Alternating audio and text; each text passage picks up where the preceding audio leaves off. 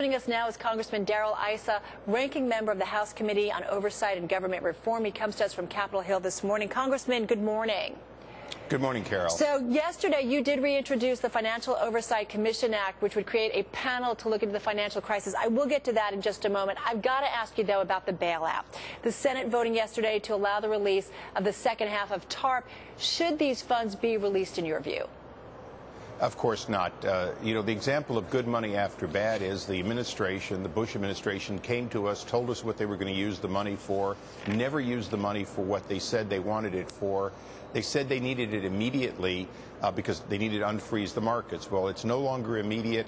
They have never demonstrated that they've used it for what congressional intent was or their ask.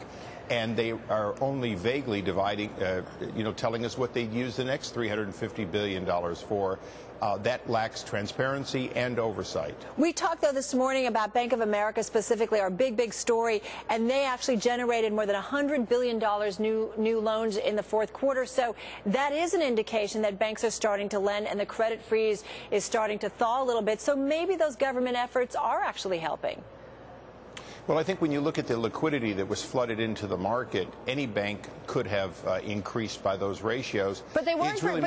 But they weren't for so long, as you know. The Fed's been bringing down rates. A lot of moves have been made by the government over the last year, and nothing was really happening. But it's starting to look like actually something is finally.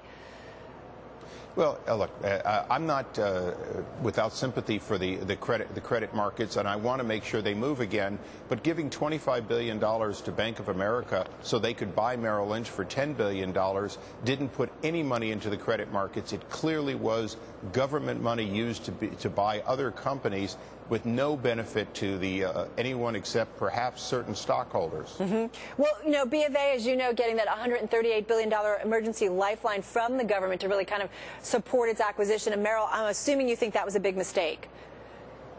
Well, I certainly think that that money being used, government money being used for one company to buy another company, the question is, how is the investment of the federal government being collateralized? What's our guarantee that we're going to be repaid? Mm-hmm. Are we a stock purchase? Are we a debt purchase?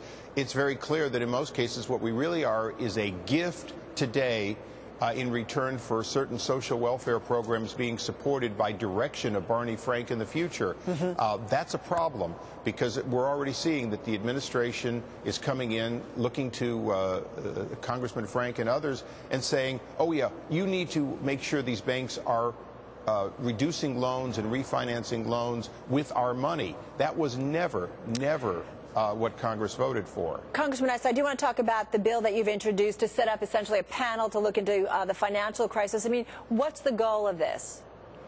The goal is fairly simple. Congress, no matter how many of us you get on, are not expert bankers. More importantly, the absence of transparency in this whole process says we need to get a 9/11 type commission to find out where the money was spent, mm-hmm. How do we get a return on it, how can we stop making some of these mistakes. There will be eventually a discovery of waste, fraud in a big way of these funds. The question is, will we get it on a nonpartisan basis, or will we get it little by little with Republicans and Democrats each looking for wrongdoing of the other's party? Mm-hmm. I want the former. I want to make sure that we get it sooner and we get it in a nonpartisan way. Congressman, 5 seconds left here. Do you think you have enough Democrats behind it to get this bill through? Just quickly, if you could.